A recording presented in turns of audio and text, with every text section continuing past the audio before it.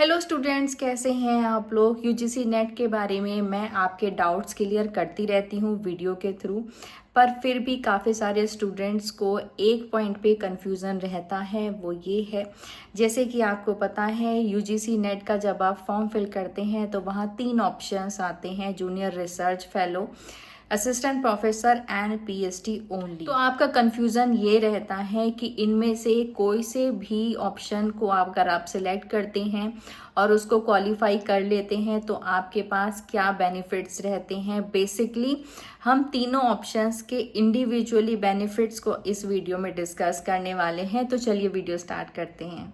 तो ये बात आपको पता होगी कि हाईएस्ट कट ऑफ जाती है जेआरएफ की एंड लोवेस्ट कट ऑफ जाती है पीएचडी ओनली की। जब आप फॉर्म फिल करते हैं तो आप जनरली तीनों ऑप्शन चूज करते हैं। तो अगर आप जेआरएफ वाली कट ऑफ को क्रॉस कर ले जाते हैं तो आप जेआरएफ क्वालिफाइड कहे जाएंगे। वहाँ पे आपके पास 3 बेनिफिट्स हैं। पहला बेनिफिट ये है, अगर आप पीएचडी में एनरोल करते हैं तो आप एंट्रेंस एग्जाम से एग्जेम्प्टेड रहते हैं। सेकेंड बेनिफिट है, अगर आप पीएचडी में एनरोल करते हैं तो आपको पीएचडी में एनरोल करने के बाद यूजीसी के थ्रू फेलोशिप मिलती है, जो कि एक बहुत अच्छा अमाउंट होती है। आपको फाइनेंशियली सपोर्ट मिलेगी।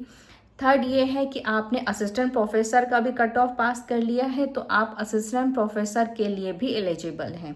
तो ये सारे 3 ऑप्शंस आपके पास रहेंगे अगर आप जीआरएफ क्वालिफाई कर लेते हैं। सिमिलरली अगर आप असिस्टेंट प्रोफेसर वाला कट ऑफ क्रॉस कर ले जाते हैं तो आप केवल नेट क्वालिफाइड माने जाएंगे, जिसमें आपके पास 2 बेनिफिट्स होंगे।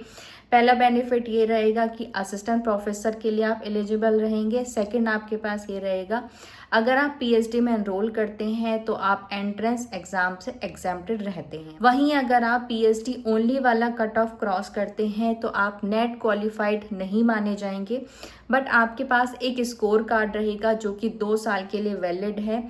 वो इसलिए है कि अगर आप पीएचडी में एनरोल करना चाहते हैं तो आपके पास केवल एक बेनिफिट है, वो ये है कि पीएचडी एंट्रेंस एग्जाम से आप एग्जेम्प्टेड रहेंगे। आप ना तो असिस्टेंट प्रोफेसर के एलिजिबल हैं, ना ही आपको यूजीसी के थ्रू कोई फेलोशिप मिलने वाली है। आपको इंस्टीट्यूशन फेलोशिप मिलेगी एंड बस आपके पास एक बेनिफिट रहेगा कि आप पीएचडी एंट्रेंस एग्जाम से एग्जेम्प्टेड रहेंगे। तो इस तरीके से हर ऑप्शंस के साथ आपको बेनिफिट्स मिलते हैं, जो कि मैं क्लियर कर चुकी हूँ। तो अगर आपको अभी भी नहीं समझ में आया तो आप मुझे फिर से बता दीजिएगा, मैं फिर से एक अच्छी तरीके से वीडियो बना दूंगी। Thanks for watching, bye bye.